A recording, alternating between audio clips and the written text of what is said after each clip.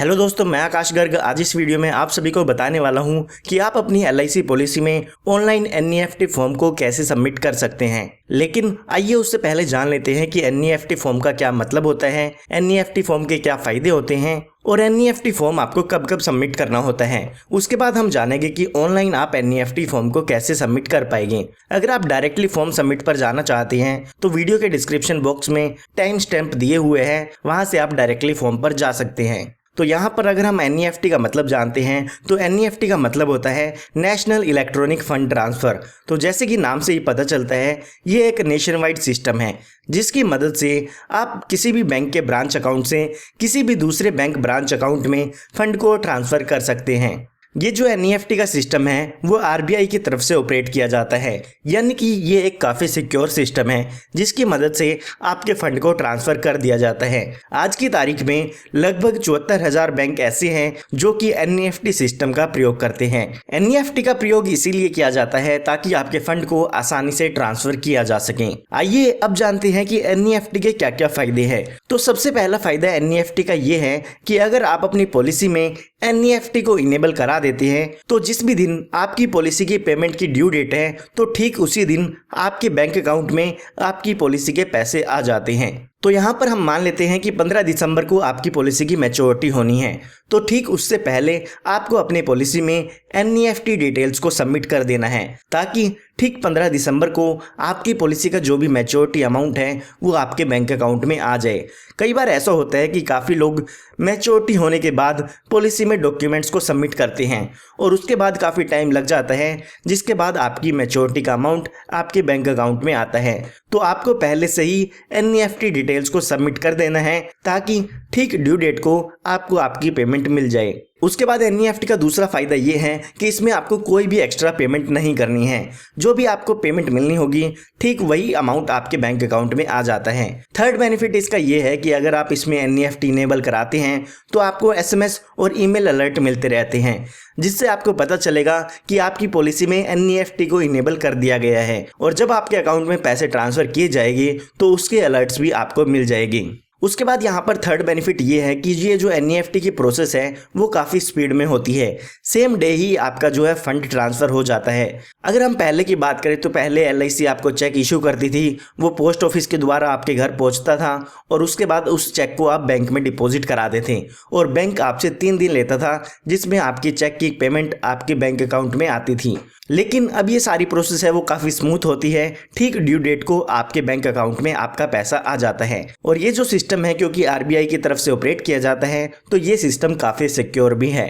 उसके अलावा यहाँ पर NEFT पेमेंट के समय LIC की तरफ से हर एक ट्रांजैक्शन का UTR नंबर क्रिएट किया जाता है ताकि अगर कोई भी पेमेंट में दिक्कत आती है तो आप उस UTR ट्रांजैक्शन नंबर की मदद से उनकी डिटेल्स को आसानी से ट्रैक कर सकते हैं। तो आइए अब जानते हैं कि आपको NEFT डिटेल्स को कब सबमिट करना होता है। तो अगर हम आसान भाषा में समझते हैं तो जब भी आपको LIC से पेमेंट मिलनी होगी तो आपको NEFT फॉर्म सबमिट करना होगा। तो यहाँ पर अगर हम बात करते हैं तो पॉलिसी के मैच्योरिटी के समय अगर आपको लोन लेना है या आपको आपकी पॉलिसी में मनी बैक मिलना है या फिर कोई डेथ क्लेम लेना है या फिर आपको अपनी पॉलिसी को सरेंडर कराना है, तो ये सभी केस ऐसे हो सकते हैं जिनमें आपको पेमेंट मिलनी है। तो जब भी आपको ये पेमेंट्स मिलनी होगी तो उससे पहले आपको NEFT फॉर्म सबमिट कर देना है।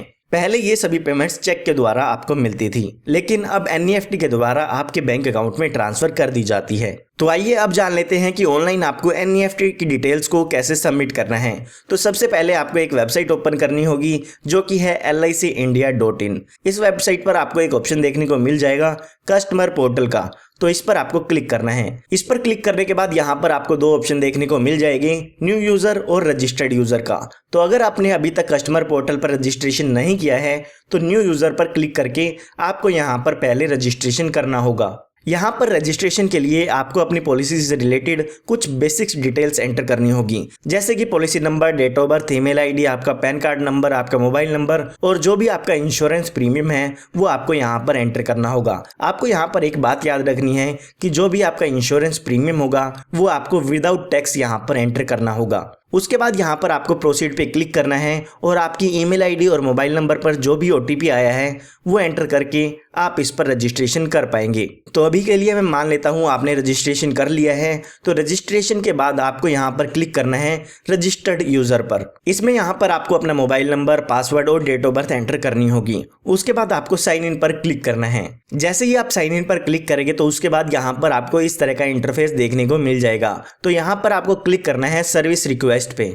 सर्विस रिक्वेस्ट पे क्लिक करने के बाद यहाँ पर आपको कुछ ऑप्शंस देखने को मिल जाएंगे। तो यहाँ पर आपको क्लिक करना है NEFT रजिस्ट्रेशन पर। उसके बाद यहाँ पे इनकी कंडीशन को आपको एक्सेप्ट कर लेना है। अगर आप रीड करना चाहते हैं तो इन कंडीशन को रीड भी कर सकते हैं और उसके बाद आपको प्रोसीड पर क्लिक करना है। प्रोसीड पे क्लिक करने के बाद यहाँ पर आप देख सकते हैं जो भी ऐसी पॉलिसी है जिनमें आप NEFT रजिस्ट्रेशन कर सकते हैं। तो एलिजिबल पॉलिसी यहाँ पर आपको लिखा हुआ देखने को मिल जाएगा। तो जिस भी पॉलिसी में आप NEFT डिटेल को सबमिट करना चाहते हैं उस पॉलिसी को आपको यहाँ से सेलेक्ट कर लेना है। तो मैंने यहाँ से अपनी एक पॉलिसी को सेलेक्ट कर लिया है। उसके बाद आपको प्रोसीड पे क्लिक करना है। जैसे ही आप प्रोसीड पे क्लिक करेंगे तो उसके बाद आपके मोबाइल नंबर और ईमेल आईडी पर एक ओटीपी आएगा। तो वो ओटीपी यहाँ पर आपको एंटर कर देना है। ओटीपी एंटर करने के बाद आपको इसे सबमिट पर क्लिक करना है। उसके बाद यहाँ पर आप देख सकते हैं NEFT फॉर्म आपके सामने ओपन हो चुका है। तो यहाँ पर आपको अपनी बैंक की डिटेल्स एंटर करनी होगी। आपका नाम, आपका मोबाइल नंबर और ईमेल आईडी यहाँ पर ऑटोमेटिक आ जाता है। तो सबसे पहले यहाँ पर आपको IFSC कोड एंटर करना होगा। तो जैसे ही आप IFSC कोड एंटर कर देंगे तो आपका बैंक का नेम, बैंक का ब्रांच नेम, बैंक का एड्रेस ऑटोमेटिक यहाँ पर आ जाता है। उसके बाद यहाँ पर आपको अकाउंट टाइप सेलेक्ट करना होगा। तो यहाँ से अगर आपका सेविंग अकाउंट है तो सेविंग अकाउंट सेलेक्ट कर सकते हैं। उसके बाद यहाँ पर आपको बैंक अकाउंट नंबर एंटर करना है। उसके बाद आपको यहाँ पर अपना अकाउंट नंबर फिर से एंटर करना है। ये करने के बाद आपको यहाँ पर अपना पैन कार्ड नंबर एंटर करना होगा। जैसे ही आप ये सारी डिटेल्स फिल कर देते हैं तो उसके बाद आपको सेव के बटन पे क्लिक करना है। तो यहाँ पर आप देख सकते हैं यहाँ पर जो आपका डेटा है वो सक्सेसफुली सेव हो चुका है। अब आपको यहाँ पर एक NEFT फॉर्म जनरेट करना होगा। तो उसके लिए हमें क्लिक करना है ओके पर। तो जैसे ही आप ओके पे क्लिक करेंगे तो उसके बाद देख सकते हैं हमारे पास ऑप्शन आ चुका है जनरेट NEFT फॉर्म का। तो उसके बाद यहाँ पर आप देख सकते हैं स्क्रीन पर आपके पास इस तरह का एक पेज ओपन हो जाएगा।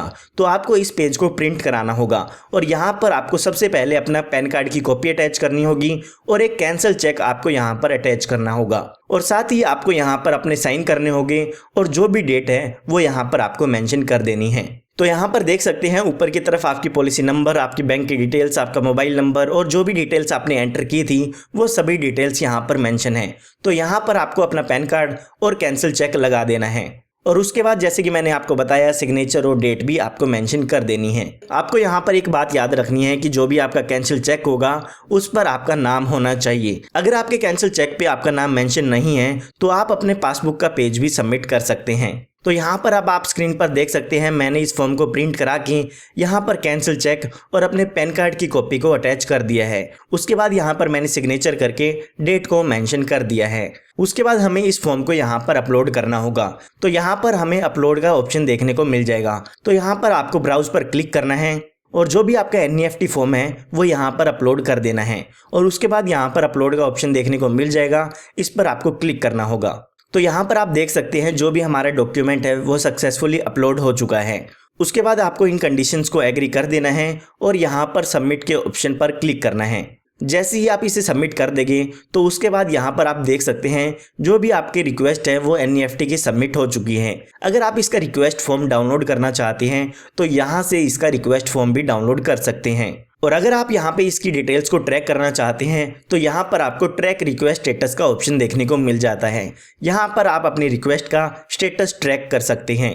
उसके बाद यहाँ पर मैं बताना चाहूँगा कि अगर आपके पास प्रिंट करना पॉसिबल नहीं है और स्कैन नहीं कर सकते हैं तो अगर आपको एडिटिंग आती है तो एडिटिंग के थ्रू भी इसकी अटैचमेंट कर सकते हैं। तो उम्मीद करता हूँ आपको इस वीडियो में पता चल गया होगा कि आप NEFT डिटेल्स को ऑनलाइन कैसे सबमिट कर सकते हैं। अगर आप जानना चाहते हैं कि NEFT फॉर्म को ऑफलाइन आप कैसे सबमिट कर सकते हैं तो उसकी वीडियो का लिंक आपको इस वीडियो के डिस्क्रिप्शन बॉक्स में मिल जाएगा। फिर भी अगर आपको कोई डाउट है तो वो कमेंट में आप पूछ सकते हैं। अगर आपको ये वीडियो पसंद आई है तो इस वीडियो को लाइक ज़रूर कीजिएगा और अगर आप ऐसी ही वीडियोस चाहते हैं तो आप हमारे चैनल को भी सब्सक्राइब कर सकते हैं।